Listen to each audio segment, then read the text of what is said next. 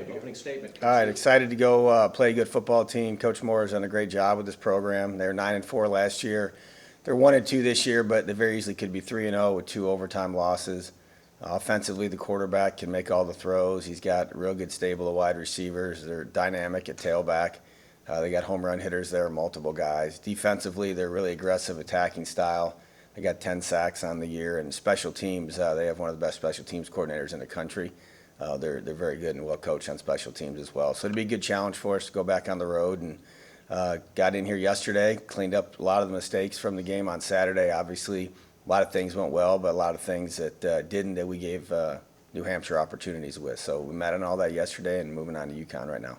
What were some of those mistakes you wanted to see cleaned up? Well, the block punt, we got beat. We have to sustain our block longer on that. The situation where we had the safety was miscommunication by our quarterback and our center. That cannot happen, obviously. Can never happen, especially down there.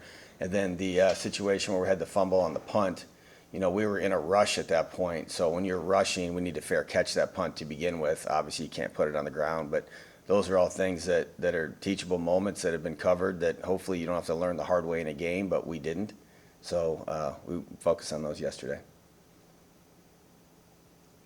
Yeah, what does it say about this team that they were able to kind of respond to all of those mistakes and still be able to just kind of pull out the win? Well, that's a positive. I mean, I talked about that a little bit Saturday, but you start the game with the block punt for a touchdown, so that right there is not the way you want to start. And then they fight their way back in the game, and then we give them the ball back one more time, and our defense has to get a stop. So proud that the guys kept playing, proud that they finished the game in the fourth quarter, which is something we talk about a lot.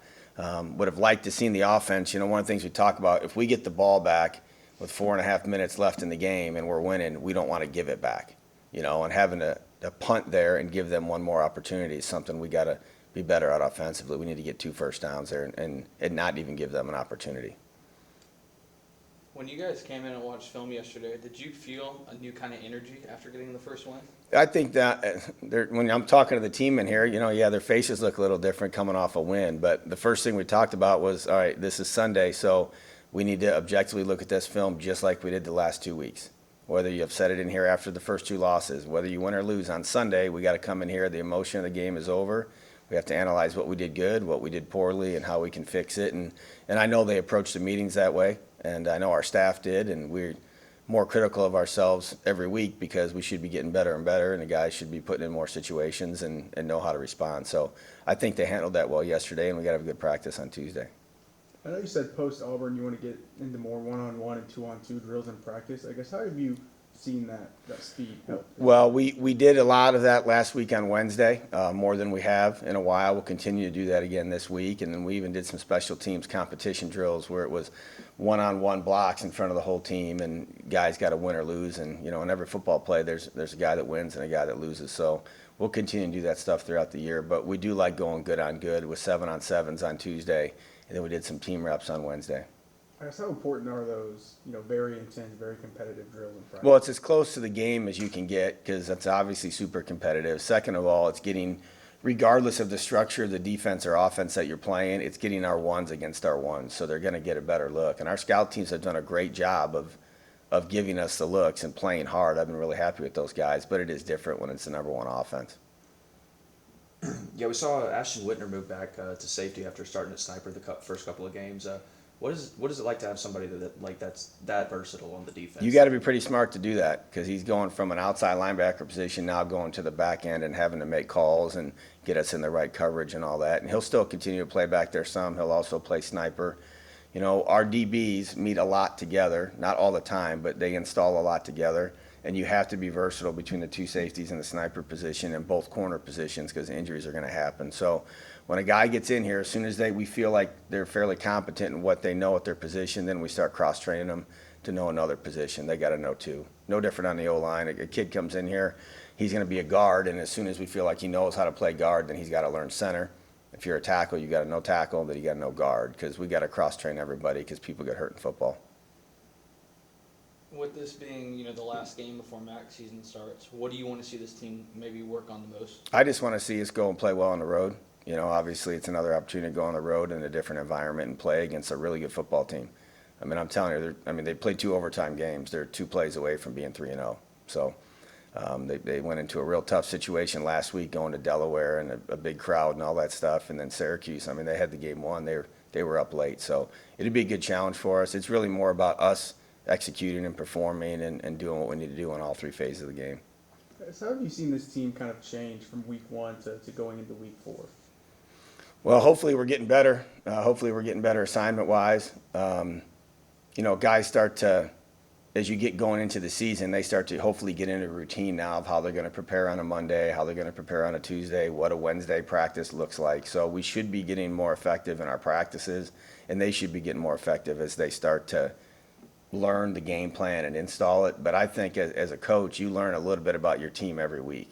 So every week you play a game, the game plan might be different, and it is going to be different, your formations and your blitzes and all that stuff. But you're learning who's going to perform well and who needs help and who can do what, and maybe they're not that good at something, so you try to get that out of the game plan. But you should be learning, just as they're improving every week as players, we should be improving as coaches as how to utilize our personnel and put them in the best position to be successful.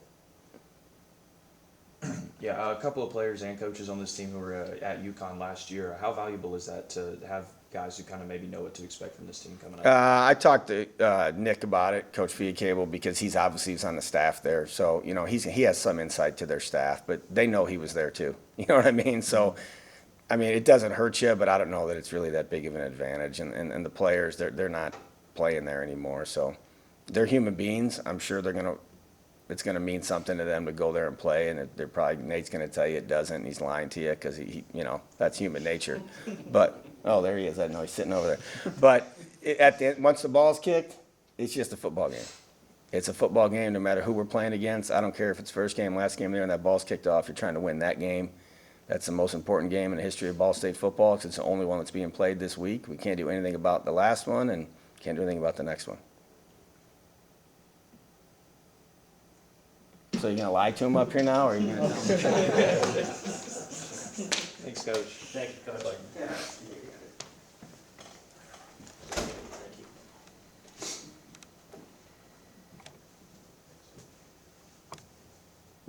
Questions for Nate Voorhis? And I guess get into it, kind of like what Coach alluded to. I guess what did that time at UConn for those years kind of mean to you? It meant a lot to me. I was committed there since my junior year of high school. That's where I wanted to go. They're my first offer. So obviously I was close to a lot of those guys right there, close to the coaches. But, I haven't been there for a year and a half. So obviously a lot of things have changed over there. I'm ready to play. It's another game for me.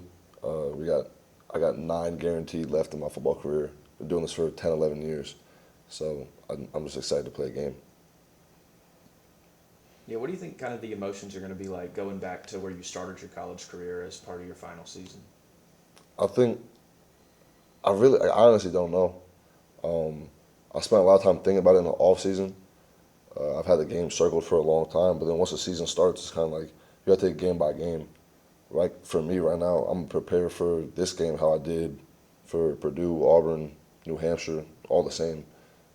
It's just watching as much film as possible, taking good notes, just doing what I have to do to win a game. What have you seen out of this, UConn offense by watching film? They play hard. They're athletic guys up front. I know them personally. They want to win every game. I know they're a good program. Like Coach said before, they're 2 plays away from being a 3-0 team. So I know they lost the last 2 in a row, so they don't want to lose another one at home, especially. So I'm prepared for a dogfight. And picking up your first win here at Ball State last weekend, I guess what was it kind of like to check that one off the box? It's amazing to get a win. Obviously, you start off a home schedule, getting a win in front of the fans, home crowd, finally having everybody on your side, people happy when you're making the play. That's obviously a good feeling. Speaking of that game, the defense had 7 pass breakups, 9 TFLs, 4 sacks. How good is it to kind of see the defensive unit having that success early in the season? It's awesome to see. I'm always happy when my guys make a play. Obviously, I try to contribute as much as possible, but really I get more excited when somebody else is making a big play. I feel great when when somebody else in the D-line room gets a sack or a TFL or somebody gets a big pass breakup in the end zone like what happened this week. Those are the type of things you need.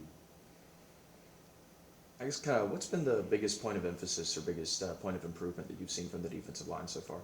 I think just everybody in the room being able to contribute. Obviously, we have the guys that start the game, but we're going to get tired eventually. Everybody is going to have their shot. I'm not sure exactly how many D-linemen we played so far this year, but I'm sure it's over 10, probably closer to 12 or 13 guys who've all gotten the opportunity to see meaningful snaps in games, and we just make sure that everybody's prepared when they get their opportunity. Good for me. Good. Yeah. Thank you, guys. Appreciate Thanks, it, man. Got it. We are up. Cool. Open for questions.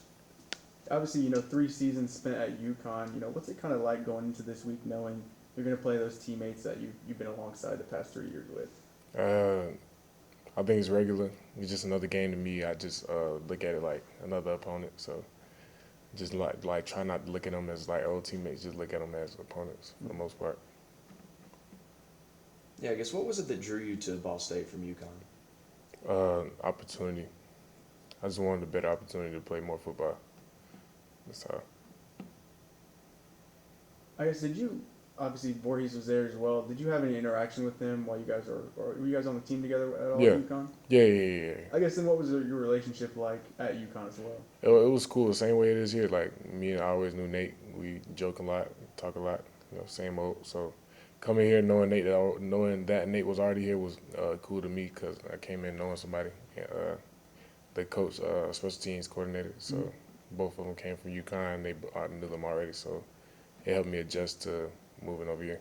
I guess were you in contact with Nate as well, kind of when you were in the process of transferring? Was he kind of somebody who kind of pitched Ball State to you as well? Yeah, I talked to him a little bit. He was telling me about how they recruited him and the process of that. So it just seemed like it was the right fit for both of us. What's kind of the biggest area of improvement or biggest point of emphasis that you've seen on the defensive side of the ball, especially with the linebacker room? With the linebacker room, I like the versatility of our linebacker room. That I know that we have a lot of seniors and all of us play, so we all anybody could play anything, and the coaches feel confident in that as well. So the coaches feel confident in putting anybody in any position and feel confident that they know what they're doing. Yeah, we kind of saw that a little bit this past weekend with Joey getting sent out of the game in the first half. Yeah. So talk to me just kind of about how did you guys adjust in that second half to have that rotation? I think we saw about 4 or 5 different guys come out there. How did that kind of function, and do you think you guys did well handling that? I think we did very well handling that, given that we played 4 or 5 linebackers every game. So with Joey getting ejected, it was just like, next man up, and the next man was already ready. So it wasn't that much of an adjustment for us. We just played the next play. In that game defensively, you guys had multiple nice statistics. How good is it to see the defensive unit working so good early in the season? It's very good. It lessens the burden or like worry from everybody. So it makes us feel more confident in each other and confident in ourselves. So we build off that energy and we just keep playing. Yes, what have you noticed from the UConn offense that maybe you picked up from film? From the UConn offense, I noticed that they haven't really changed much from last season. So I was there, I was in the system, and I think it'll be kind of easy for me to grasp when I get into the game. So I feel like it's not as much of a change from when I was there. Yeah, I guess how much do you feel like you can help your other teammates as well, because you roughly know the system that they're going to run? I think I know some keys, maybe some keys that show up on film I probably already recognize, or some things that some players I know that they may or may not be their go-to guys or what they like to do in certain situations. So I feel like I can help give those keys to my teammates, help them out some. What have you learned most from Coach via cable? Learn most from Coach via cable, the expect the unexpected for the most part. All good. Good. Anything else? You guys all good? All good. Good. Y'all. All right. Alfred, thank you very much. Appreciate it. y'all. Thank Thank you. you, man. Appreciate you racing.